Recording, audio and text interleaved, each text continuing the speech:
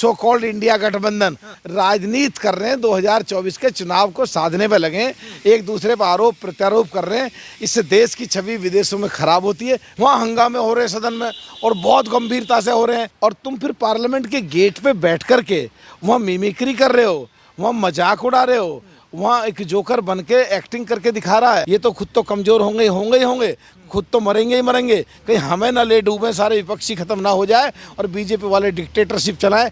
इसलिए हम हमेशा सही बात का समर्थन करते हैं, गलत बात का विरोध करते हैं। जिधर जाएंगे जीत उसकी हो जाएगी, यूपी उसकी हो जाएगी, और जिसकी यूपी होगी देश उसका हो जाएगा। जनहित के मुद्दों को लेकर, दलित के मुद्दों को लेकर, पिछड़ों के मुद्दों को लेकर, किसानों को मुद्दे को लेकर टकर रहे होते हैं, जूझ रहे होते हैं, भिड़ रहे होते हैं, लड़ रहे होते हैं। कांग्रेस की बेंच खाली पड़ी होती है। 3 साल से कांग्रेस ने अपना अध्यक्ष डिक्लेयर नहीं कर पाए।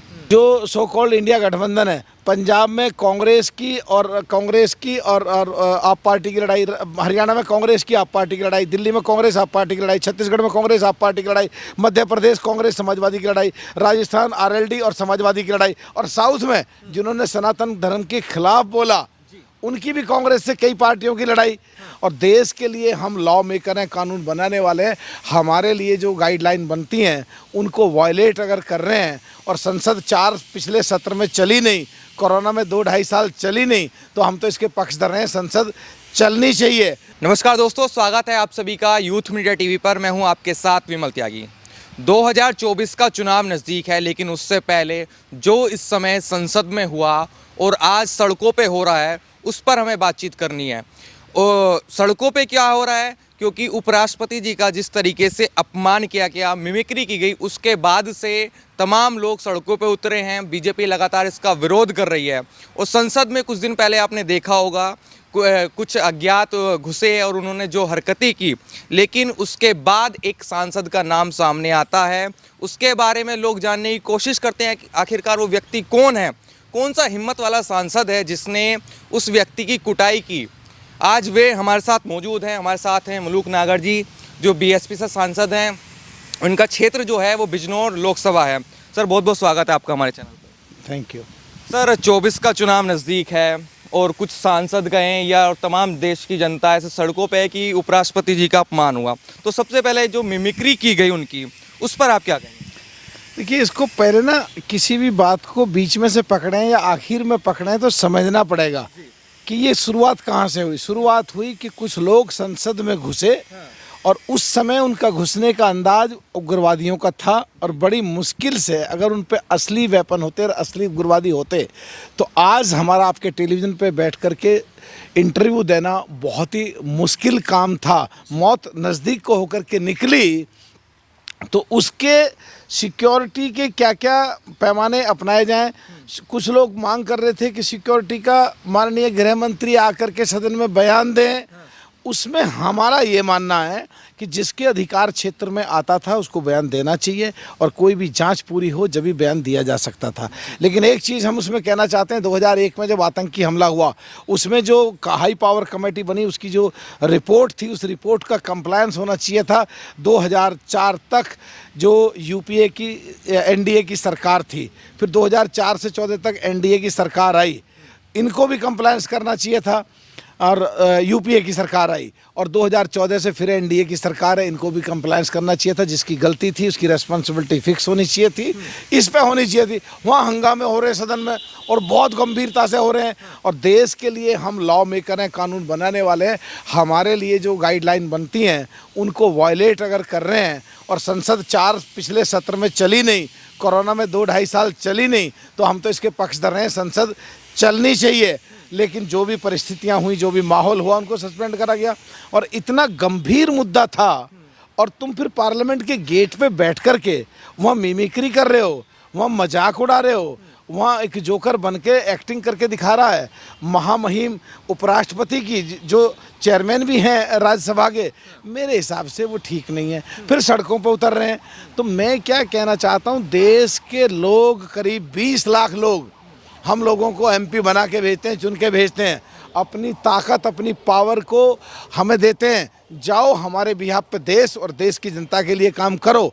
और हम अगर वो काम नहीं करने आते तो फिर ये एमपी के चुनाव क्यों तो चुनाव हो रहे हैं, क्यों नई पार्लियामेंट बनी, तो देश के लिए वो काम करना चाहिए।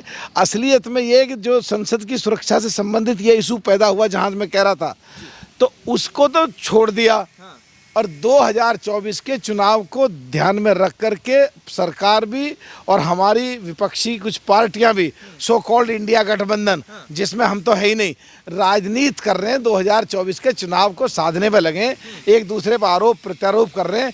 इससे देश की छवि विदेशों में खराब होती है। मेरे हिसाब से ये संसद के सुरक्षा को जोड़कर राजनीतिक मुद्दों को, राजनीतिक रोटियां सेकी जाएं, ये मैं इसको पक्षधर नहीं हूँ, इसको हम सही नहीं मानते। इंडिया गठबंधन कोशिश ये कर रहा है कि राहुल गांधी का नाम बार बार आता है, लेकिन अब हो सकता है राहुल गांधी का नाम नहीं। तो क्या लगता है, राहुल गांधी उस दिन वीडियो भी बना रहे थे, कुछ लोग सोचते हैं कि राहुल गांधी को प्रधानमंत्री बना देना चाहिए। कौन क्या सोचता है इस देश में, जो भी कोई भी व्यक्ति राजनीति करता है वो ये सोचता है कि प्रधानमंत्री तक पहुंचे वो। तो उसमें हर किसी को आज़ादी है, हर किसी को सोचने की आज़ादी है, तो वो सही सोच रहे हैं। नेता है कांग्रेस के बड़े, पर बात तो ये है कि जो तुम्हारे काम करने के तरीके हैं, 3 साल से कांग्रेस ने अपना अध्यक्ष डिक्लेयर नहीं कर पाए। जो सो कॉल्ड इंडिया गठबंधन है, पंजाब में कांग्रेस की और आप पार्टी की लड़ाई, हरियाणा में कांग्रेस की आप पार्टी की लड़ाई, दिल्ली में कांग्रेस आप पार्टी की लड़ाई, छत्तीसगढ़ में कांग्रेस आप पार्टी की लड़ाई, मध्य प्रदेश कांग्रेस समाजवादी की लड़ाई, राजस्थान आरएलडी और समाजवादी की लड़ाई, और साउथ में जिन्होंने सनातन धर्म के खिलाफ बोला उनकी भी कांग्रेस से कई पार्टियों की लड़ाई। तो सब आपस में लड़ाई हो रही है। मुझे लगता है कि जो 31 तारीख तक का ममता जी ने और केजरीवाल जी ने जो अल्टीमेटम दिया है कि जब तक सीट डिक्लेयर करो, मुझे नहीं लगता कि ये आगे चल पाएगा। क्या लगता है बीएसपी पार्टी इस इंडिया गठबंधन में शामिल होगी? क्या भविष्य क्या नजर आता है? ये आपको किसने कह दिया? आपको आकाशवाणी कहाँ से आई? आपको ये सर्टिफिकेट कहाँ से मिला कि बीएसपी इसमें शामिल हो रही है? दो चीज़ें होगी, भविष्य क्या नजर आता है? दो चीज़ें सुनने में आ रही हैं पिछले दिनों। एक तो ये कि उत्तर प्रदेश कांग्रेस कमेटी ने प्रस्ताव पास करके भेजा कि कांग्रेस को बीएसपी से समझौता करना चाहिए, और दूसरा ये राहुल गांधी जी, सोनिया गांधी जी, प्रियंका गांधी जी खड़गे साहब भी उत्तर प्रदेश से चुनाव लड़ें। और दूसरी तरफ सुनने में आ रहा कि अखिलेश जी ने कहा कि कांग्रेस को या इंडिया गठबंधन को, बसपा को नहीं लेना। मुझे लगता है एकदम झूठी खबरें हैं, चंडू खाने की खबर है, दोनों में सत्यता नहीं है। असली बात है, अखिलेश जी मीटिंग से पहले निकल आए और मध्य प्रदेश में जो उनकी बेइज्जती करी गई थी अखिलेश वखलेश कह के, उनके जो साथी आरएलडी है उनको 2 सीट मांग रहे थे, 2 सीट नहीं दी गई थी, उनकी भी बेइज्जती करी गई थी राजस्थान में, उनको भी 1 सीट दी। उन्होंने बदला लिया है, उन्होंने आके भाजपा पे जो है हल्ला बोला और तंज कांग्रेस पे भी कसा। तो वो अपना उस बेइज्जती का बदला ले रहे हैं, वो कहीं ना कहीं अपनी ताकत दिखाना चाहते हैं। मध्य प्रदेश में तुमने नहीं दी, उत्तर प्रदेश में हम नहीं देंगे। तो ये समाजवादी पार्टी का और कांग्रेस का आपस में है, हमारा उससे भी कोई लेना देना नहीं है। हम तो बिल्कुल अलग खड़े हैं, 13.5% हमारा इंटैक्ट है। जिधर जाएंगे जीत उसकी हो जाएगी, यूपी उसकी हो जाएगी, और जिसकी यूपी होगी देश उसका हो जाएगा। तो क्या लगता है, जैसे कि कांग्रेस की तरफ से आता है कि आप तो बीजेपी की भाषा बोलते हैं, आप तो समर्थन एक तरह से बीजेपी का ही करते हैं, तो क्या भविष्य आपका नजर आता है, या मायावती जी बीजेपी का समर्थन नहीं करेंगी या उनके साथ गठबंधन होगा? माफ़ी चाहता हूँ, पत्रकार आपकी बात को तो नहीं काट सकते और आपको बात को गलत भी नहीं कह सकते, पर एक बात कह सकते हैं, आपको संसद की अगर पूरी प्रोसेस को देखोगे, संसद की पूरी कार्रवाई को देखोगे, तो आपको पता लगेगा जब हम जनहित के मुद्दों को लेकर, दलित के मुद्दों को लेकर, पिछड़ों के मुद्दों को लेकर, किसानों को मुद्दे को लेकर टकर रहे होते हैं, जूझ रहे होते हैं, भिड़ रहे होते हैं, लड़ रहे होते हैं, कांग्रेस की बेंच खाली पड़ी होती है। सरकार की जो खामियां केवल और केवल संसद में हम निकाल रहे होते हैं। और 17वीं लोकसभा जो 2019 से 2024 तक का सबसे ज़्यादा इशू रेज मैंने करे, इस 17वीं लोकसभा का रैंकिंग 1 MP हूँ। और अगर ऐसा नहीं है तो फिर इतने नंबर कहाँ से आ गए? तो वहाँ खाली पड़ी रहती है, MP सारे गायब रहते हैं। तो इसलिए हम जिसकी भी कमी होती है ठोक करके बोलते हैं, और जिसकी अच्छी बात होती है ठोक करके उसको सराहना करते हैं। पार्टी पॉलिटिक्स से ऊपर उठ के कुमारी बहन मायावती हमेशा देश के लिए, देश की जनता के लिए, पिछड़ों के लिए, दबे कुचले लोगों के लिए, दलितों के लिए, अक़लियतों के लिए हमेशा जनहित में काम करती हैं, और वो आज भी हम कर रहे हैं। राहुल गांधी को किस तरीके से देखते हैं? राहुल गांधी के खिलाफ आप रहते हैं, लगातार टिप्पणियां होती रहती हैं, कुछ लोग कहते हैं कि नहीं राहुल गांधी से पता नहीं क्या दुश्मनी है मलूक नागर जी। नहीं, मुझे लगता है राहुल गांधी के आप सारे पत्रकार आप लोग खिलाफ हो। आप लोग माहौल देते हो, नेता को किसी को घेर के टप्पा मारते हो ताकि वो उठा के बॉल पे छक्का मार दें। मैं राहुल गांधी के खिलाफ नहीं हूँ। मैं तो ये चाहता हूँ कि बीजेपी इस देश से निकले और कांग्रेस मजबूत हो और कांग्रेस मजबूत करने के लिए, जैसे अपने घर में कहीं कुछ खामी होती है, हमारी पार्टी में भी या कांग्रेस में भी, हम कई बार उनको सलाह मशवरा करते हुए ये ज़रूर बोलते हैं, आप लोगों को लगता है हम कांग्रेस के या राहुल के खिलाफ बोल रहे हैं, नहीं, हम देश के लिए बोलते हैं। अगर विपक्ष कमज़ोर हो गया, और विपक्ष की सबसे बड़ी पार्टी कांग्रेस है, अगर कांग्रेस कमज़ोर होगी तो ये बीजेपी वाले अपनी चलाएंगे। इसलिए हम चाहते हैं कांग्रेस मजबूत हो, विपक्ष मजबूत हो, हम भी मजबूत हो। हम ये नहीं चाहते कि इनकी कार्यकलापों पे ये तो खुद तो कमज़ोर होंगे ही होंगे, खुद तो मरेंगे ही मरेंगे, कहीं हमें ना ले डूबें, सारे विपक्षी खत्म ना हो जाए और बीजेपी वाले डिक्टेटरशिप चलाएं। इसलिए हम हमेशा सही बात का समर्थन करते हैं, गलत बात का विरोध करते हैं। इंडिया गठबंधन जो बन रहा है, तो आपको क्या नज़र आता है कि जो इंडिया गठबंधन की सोच है वो सिर्फ मोदी को हटाना उनका है, या कुछ किसी मुद्दे पर बात करना है?